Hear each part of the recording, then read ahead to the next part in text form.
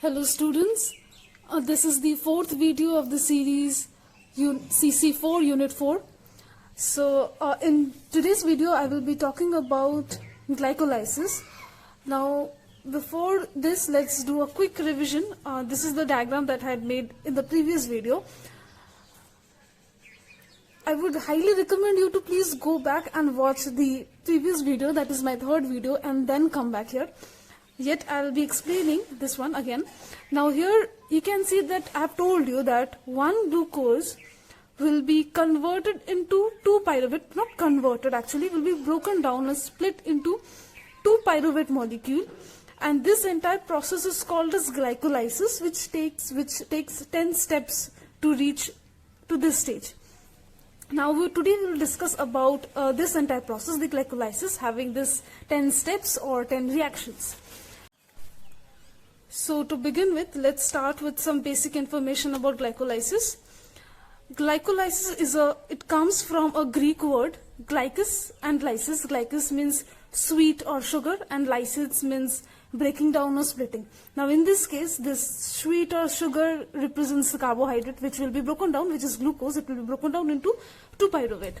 Now glucose, one molecule of glucose will be broken down into 2 molecules of pyruvate, 1 and 1, 2.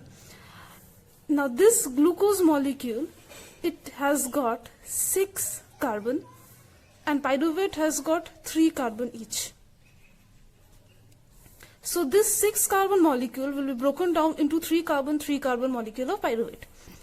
And with the process of breaking down of one glucose into 2 pyruvate molecule, will liberate some free energy molecule which gives energy, like the ATP and NADH. Now what is ATP? ATP is adenosine triphosphate, which gives energy when the phosphate bond is broken down. What is NADH? NADH is nicotinamide adenine dinucleotide. It acts as an electron carrier.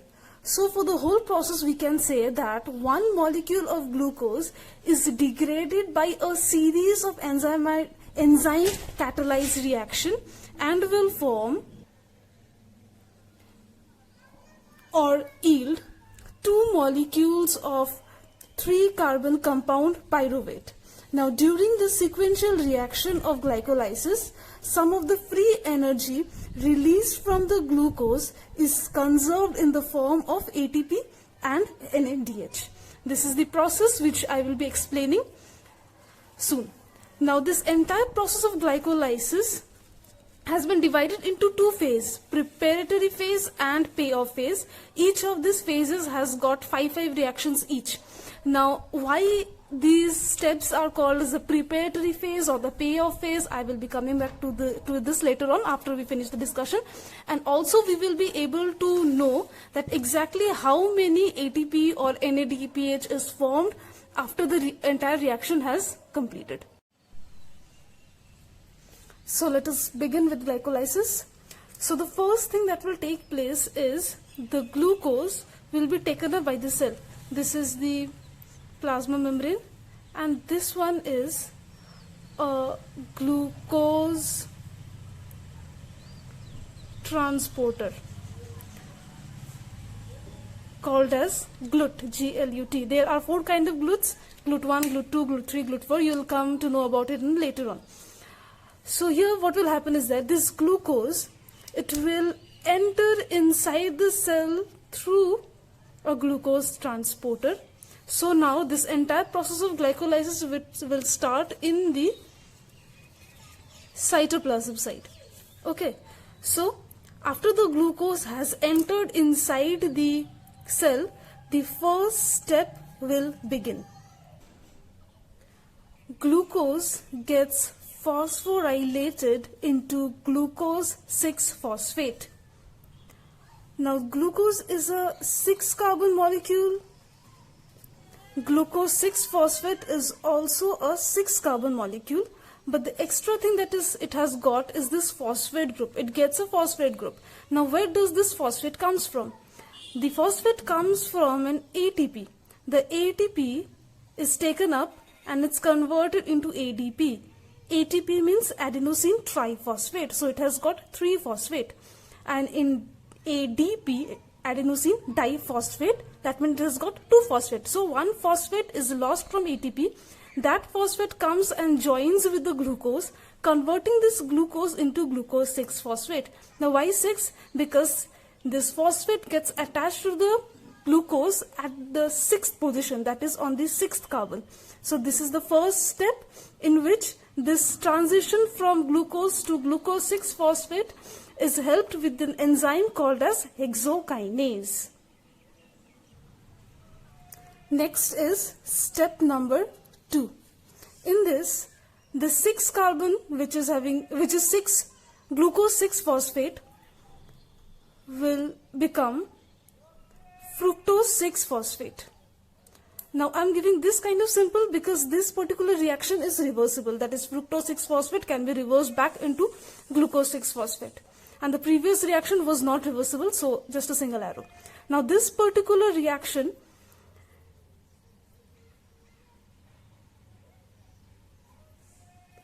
okay, I made a mistake, there will be no this one, okay. Yeah, so in this particular reaction, this is done with the help of enzyme phosphohexoisomerase. In this reaction, only the sequence of this carbon molecules will be changed, and this particular molecule fructose 6 phosphate is also having 6 carbon.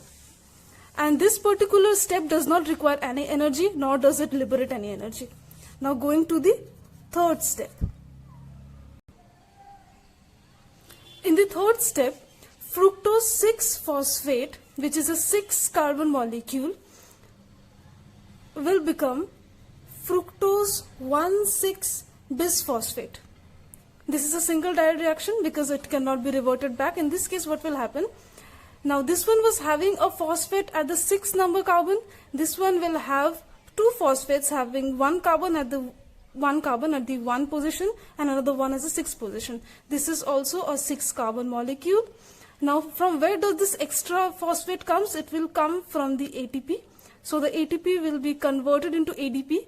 So this was having 3 phosphate, now it is having 2 phosphate. So the 1 extra phosphate will come and join this in the first carbon. And this enzymatic reaction is done by the enzyme phosphofructokinase 1. Now the fourth step. In this step, the fructose bisphosphate,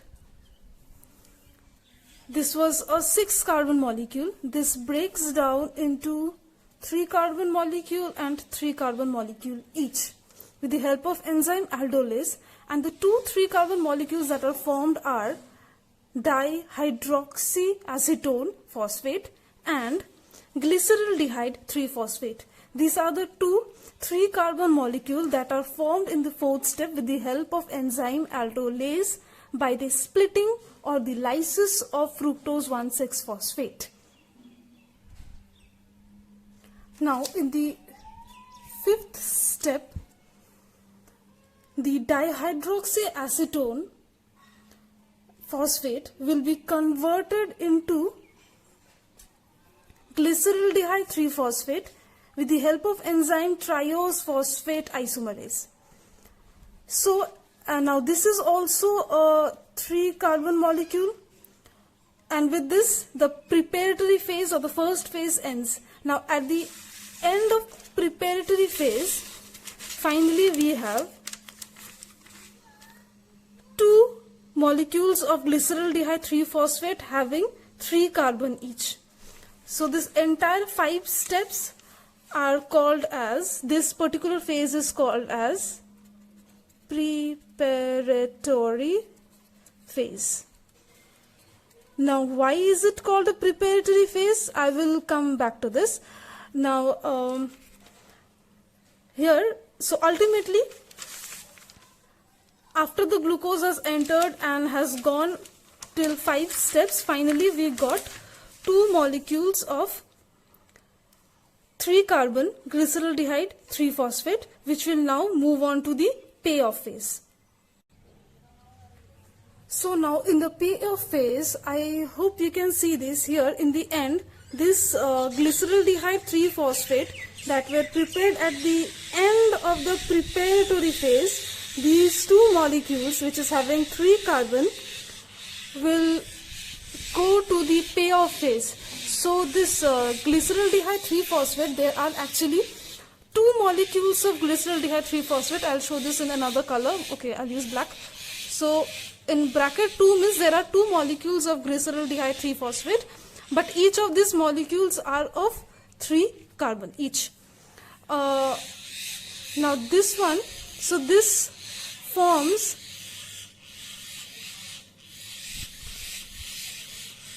(1,3-bisphosphoglycerate) with the help of enzyme glyceraldehyde 3-phosphate dehydrogenase, and it requires phosphate, so it comes from NAD. This time it won't come from the ATP, but rather the energy will be, or the phosphate will be given by this inorganic phosphate, and finally 2 NADH will be formed. Now the next molecule that forms is 1,3-bisphosphoglycerate.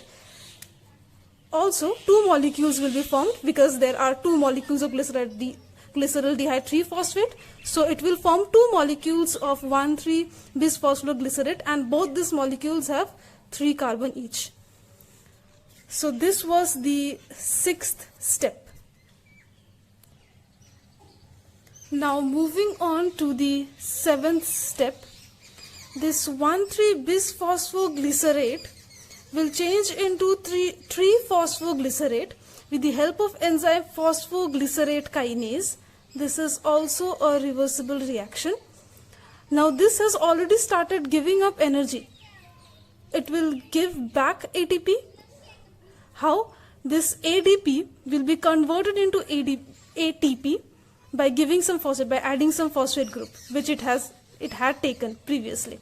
So it has already started giving energy. This was the 7th step.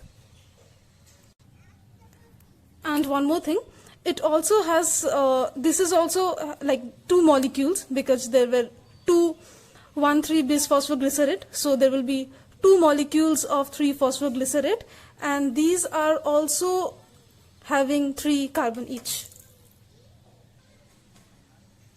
The 8th step is also reversible. This 3-phosphoglycerate, 2 molecules of 3-phosphoglycerate will make 2 molecules of 2-phosphoglycerate. This is also a 3 carbon molecule. This was the 8th step, catalyzed by the enzyme phosphoglycerate mutase. In step 9, enzyme enolase will convert 2-phosphoglycerate into phosphoenol pyruvate, like 2 molecules, each having 3 carbon, and this will liberate 2 molecules of H2O. Now the 10th step, the final step of glycolysis, in which the phosphoenol pyruvate will be converted into pyruvate with the help of enzyme pyruvate kinase, and 2 ADP will be converted into 2 ATP. Also 2 pyruvate molecule will be formed having 3 carbon each. Now let us sum up the entire process. A 6 carbon molecule glucose will enter the cytoplasm through a glucose transporter or a GLUT transporter.